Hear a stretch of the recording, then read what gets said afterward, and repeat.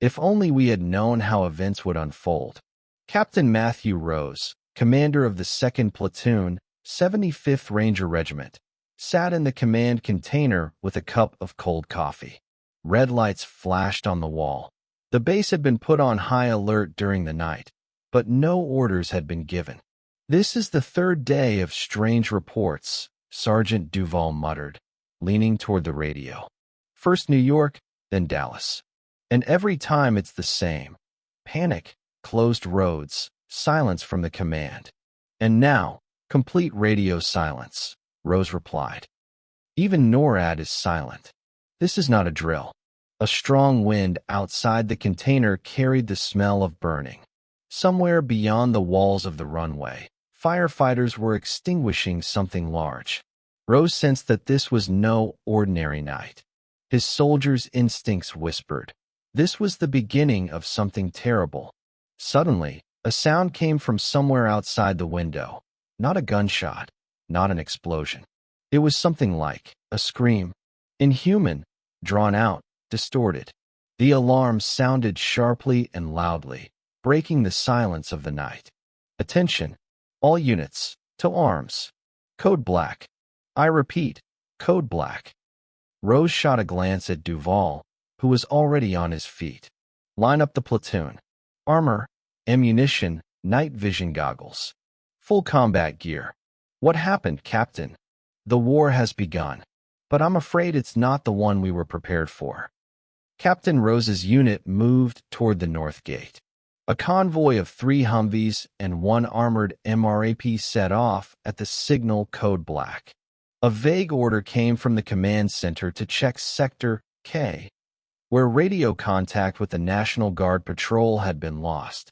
"There's nothing worse than getting an order written in fog," muttered Sergeant Duval as he checked the M240 machine gun on the roof of the MRAP. Rose was silent. He looked through the sights, staring into the darkness. The streets, which had been full of life just yesterday, now seemed deserted. Cars stood abandoned, some with broken windows. A dead telephone cable flapped against a pole. The silence was unsettling. Suddenly, the radio came to life. "This is Patrol Bravo 3.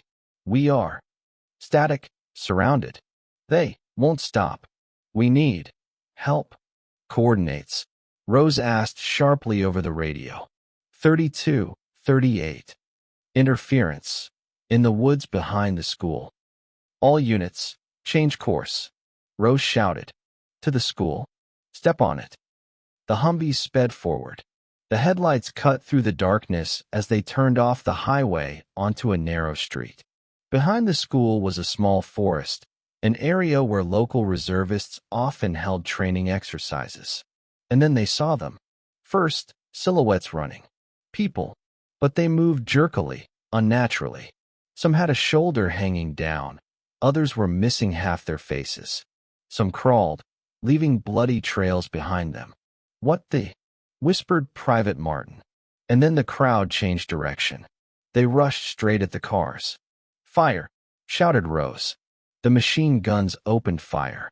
Shell casings rained down. The zombies fell, but not all of them. Some, even with their legs shot through, continued to crawl forward. The captain realized these were not terrorists, not rebels, not active lunatics. This was something new, and they were not afraid of death, because they were already dead. The MRAP creaked under the blows. 2 infected were already climbing on the armor, banging their hands on the glass. From the machine gun on the roof, Duval shot at everything that moved, but there were too many of them. It seemed that these creatures reacted to the sound of engines and gunfire like a magnet. "We have to retreat," Martin shouted from the back seat, clutching the radio. "There are hundreds of them." "No," Rose replied coldly. "Bravo 3 is somewhere around here. We won't abandon our men." The captain jumped out of the MRAP, grabbed his M4, and began to move forward, ordering 2 soldiers to cover his flank. The forest was full of shadows and whispers. Through the smoke and dust, they finally saw what was left of the patrol. Bodies, torn flak jackets, severed arms. Someone was still twitching. "He's alive," Private Cole shouted. "There's someone alive here." Lieutenant Simmons was lying on the ground. His stomach was torn open, but he was breathing. "They," Simmons croaked, "don't die. Head, shoot them in the head." Captain Rose gave the signal, and the medic rushed to the wounded man. But it was too late. One of the creatures burst out of the bushes, a former soldier, still in uniform, but with a twisted face and black, empty eyes. It rammed the medic in the chest and knocked them both to the ground. Other zombies began to surge in from all sides. "Everyone retreat," Rose roared. "To the vehicles. Retreat." While the MRAP fired its machine gun, the soldiers rushed back. Martin opened the side door and pulled the medic out, but he was already dead. Rose gritted his teeth and pushed the bloody remains into the cabin. The vehicles roared off, running over the living dead. Screams remained behind. The MRAP slowed down at an abandoned gas station on the outskirts of town. Captain Rose jumped out first. His flak jacket was covered in blood, not his own, and that scared him more than any injury. "Clear the perimeter. Cole, take the roof. Martin, cover the entrance. I want a report in 5 minutes." While the guys took up their positions, Rose went into the store. It smelled of gasoline, moldy chips, and something rotten. A dead security guard lay near the counter, not yet infected, just with a bullet in his head. "Suicide," Cole muttered, climbing down from the roof. "A lot of people do it. They don't wait for it to find them." "What now?" Martin asked, wiping sweat from his forehead. "We lost our medic, Bravo. 3 is dead, and command is silent." "Now we are the command," Rose replied. He opened the map he had found in the cabin. It showed a radio station on a hill near an old television tower, a facility that could be used to transmit a signal. "Our goal is to establish communication. Without it, we are blind and deaf. If we survive, we'll guide everyone else. If not, at least we won't die in the dark." "What if they're there too?" Cole asked cautiously. "Then we'll clear it out." As always. The silence was broken by the hissing of the radio. Finally, the voice was weak, distorted, but intelligible. "To everyone who is still alive, evacuation point, Southern Military Base, contact at 10 o'clock. If you can hear me, respond." The fighters held their breath. Finally, hope. "We're going to the tower," said Rose, looking at each of them in turn. "If we can transmit the coordinates, we'll save not only ourselves, and maybe the rest of the country." Martin nodded silently. Cole reloaded his machine gun. The last heroes of the new war set off again. The MRAP drove up to the foot of the hill where the old TV tower stood, weathered by time and abandoned for years. All around was silence, suspiciously too quiet, even for dawn after the end of the world. "Check the perimeter, quickly. We don't know what's waiting inside," Captain Rose commanded. Sergeant Cole went ahead, covering the entrance to the main room. Footprints in the dust led inside. Someone or something had been here recently. "The door is closed, but the lock is broken," Cole reported. Rose gave the signal. 2 fighters pushed the door open and immediately went inside. It was dark. The smell was foul. And there was another smell, ozone. "A generator? Turn on your flashlights. Keep your eyes at shoulder level. Don't reach into the darkness," Rose warned. In the center of the room was a control panel, still powered up. Next to it was the operator's body, already blackened, with a bloody, torn throat. But before he died, he had turned on the system. "There was a signal here," Martin said, working with the equipment. He was trying to transmit data, maybe on an open frequency. "Can we pick it up?" Rose asked. "I think so. Give me 3 minutes." While Martin was setting up the system, a moan came from behind the door. Then another muffled thud. "They're here," whispered Cole, looking into the narrow corridor. "And judging by the sounds, they're not alone. Hold your position," Rose covered Martin, pulling out his gun. Martin made it in time. A light came on the panel. The transmission was working. Evacuation point. Coordinates. Southern Military Base. Time, 10 o'clock. Got it. The transmission is active, Martin exclaimed. At that moment, the first infected burst out of the darkness. Blood, bent joints, black eyes. Cole opened fire in bursts. Back. Everyone to the MRAP. The transmission is going through. Mission accomplished. Rose shouted. Fire, screams, debris. The squad broke through back to the vehicle, taking Martin and the broken flash drive with a copy of the signal with them. The tower was engulfed in flames. But the message had already been transmitted. The MRAP rolled along a narrow forest road, its heavy tires tearing up the ground. On board was an exhausted but alive squad. Martin, clutching the flash drive to his bulletproof vest, felt the weight of the information that could save thousands. If we make it to base, this signal will go to the satellite, he said, glancing at Rose. Then we'll make it, the captain replied curtly. A message from headquarters appeared on the front monitor screen. Units to the south destroyed. The infection is out of control. The Westgate checkpoint has been lost. The silence in the cabin became deafening. Everyone understood that the base they were heading for could already have been overrun by the dead. What do we do? Asked Cole. We continue. We have no choice, replied Rose. A few minutes later, the road narrowed and an abandoned evacuation convoy appeared ahead. Military trucks, ambulances, even a tank, all stopped, some on fire. An ambush, Brown suggested. Most likely, Rose muttered. Get ready. The team got out of the MRAP, carefully, step by step, checking each vehicle. Corpses everywhere. Shot in the head. Not infected. This was organized, said Cole. Someone knew what they were doing. Look here, Martin shouted. He was standing next to one of the trucks, where a laptop was still on. On the screen was a camera from a drone. A few hours ago, it had been filming special forces firing not at zombies, but at civilians. Instant shock. What the hell were they doing here? Brown blurted out. Cleaning up witnesses? Panic? Rose suggested, though he didn't believe what he was saying. The first moan came from behind the burned-out bus. Then another. Everyone turned around. It wasn't an ambush. The ambush is now, Martin managed to say.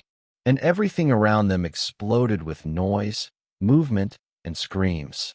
The zombies rose up as if from the ground. They climbed out from under cars, from the forest, from overturned buses. Clearly, the infected had been left here on purpose, alive. The ambush from the past turned into the hell of the present. Fire. Fire at their heads. Rose shouted, pulling out a grenade and throwing it into the crowd. Rifles crackled.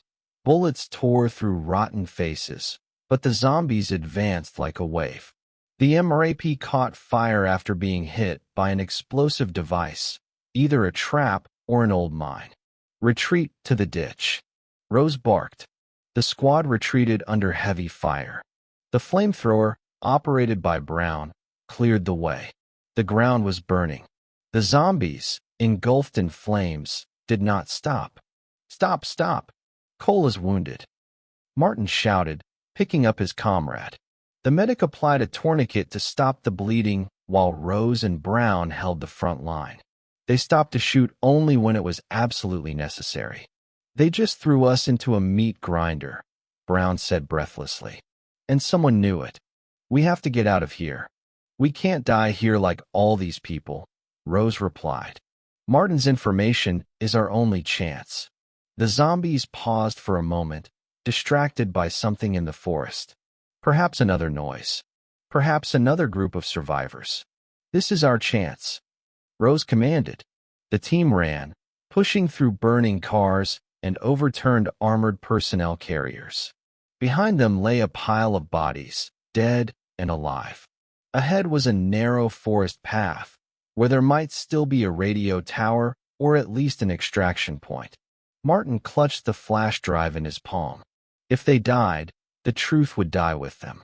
Making their way through the dense forest, the squad came across an old radio tower, long and used, overgrown with moss, but with signs of recent tampering. Cables, wires, even battery packs. Someone had tried to restore power. They were here recently. Less than a day ago, said Brown, examining the reconnected wires. Maybe reconnaissance, or those trying to transmit a signal. Enough chatter. Martin, can we get in touch? Rose put his machine gun on safety and kept his eyes on the perimeter. I'll try, but the power supply is weak. We need a few minutes, replied the technician, already connecting the flash drive. It was quiet around them. Too quiet. After an hour of shouting, gunshots, and screams, this silence was suspicious. Brown took a step forward behind the trees and froze. Rose, he whispered, you have to see this. Behind the bushes stood another squad. 7 men in uniform, clean, armed, organized, and they were holding 3 civilians at gunpoint, bound, with bags over their heads. They're not zombies, Martin whispered. They're not refugees. Rose looked through the scope. The insignia on their uniforms was a reconnaissance symbol, but it was strangely blurred. The leader of the group was saying something into a radio. His voice was stern and official. They're preparing for an execution, Rose said. It's a purge. From whom? They're our own people, aren't they? Not anymore. Not after this. Martin finally turned on the power. The transmitter hissed. He entered the code. There are frequencies that match, but not military. Something else. An independent source. Send out the signal. Let them know what happened. If they kill us, at least this won't disappear, Rose said and aimed his weapon at the scouts. Are you serious? There are only 4 of us. Brown clenched his jaw. We're not heroes, but we're not traitors. Rose fired first. Rose's first shot hit the leader of the scouts right in the neck. A lightning-fast shootout began. The forest echoed with the sound of automatic gunfire, the dry click of shells, and screams, some from pain, others from commands. Martin, hold the flank. Brown on the right. Rose shouted, throwing himself behind an old concrete shelter. One of the scouts managed to open fire. The bullet grazed Brown's shoulder, but he continued to shoot, gritting his teeth in pain. Martin, although he had no combat experience, did everything as he had been trained to do. Short bursts, aimed at the torso. One of the attackers fell. Another fled deeper into the forest, but Rose didn't give him a chance. 2 minutes later, silence returned. All the attackers were either dead or had fled. Brown, how are you? Rose approached him. Alive. Fuck, it hurts.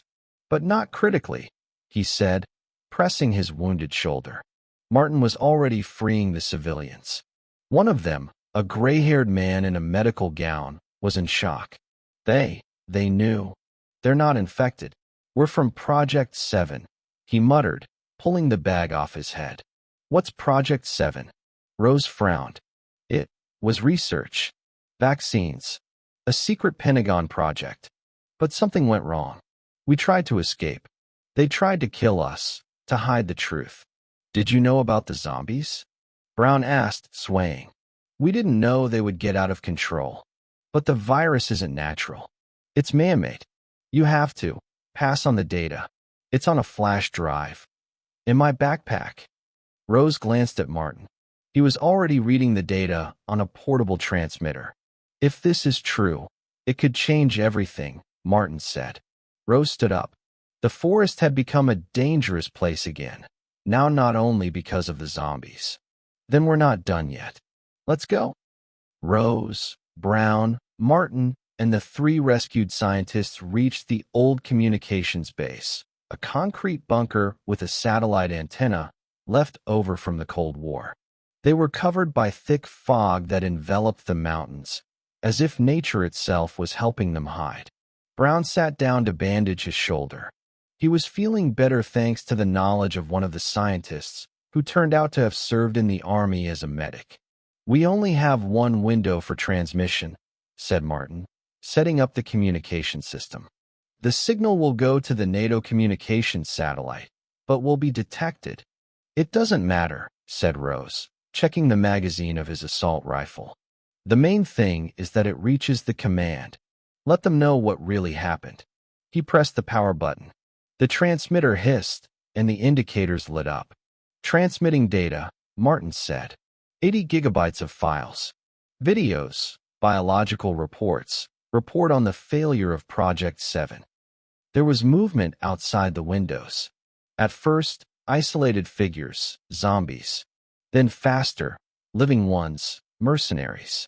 Those who had apparently been ordered to wipe out everything, including them. "Hold the line," Rose nodded to Brown. The old soldier just smiled. Just like old times. The battle was short and fierce. They fought desperately, covering the antenna. The files were transferred. The screen displayed. "Transfer complete. Confirmation code, Greenlight_717. "Got it," Martin shouted before a grenade explosion tore off a piece of the roof. Smoke billowed from the base. Inside, there were debris, blood, and silence. But the signal was already in the air. The truth had been set free.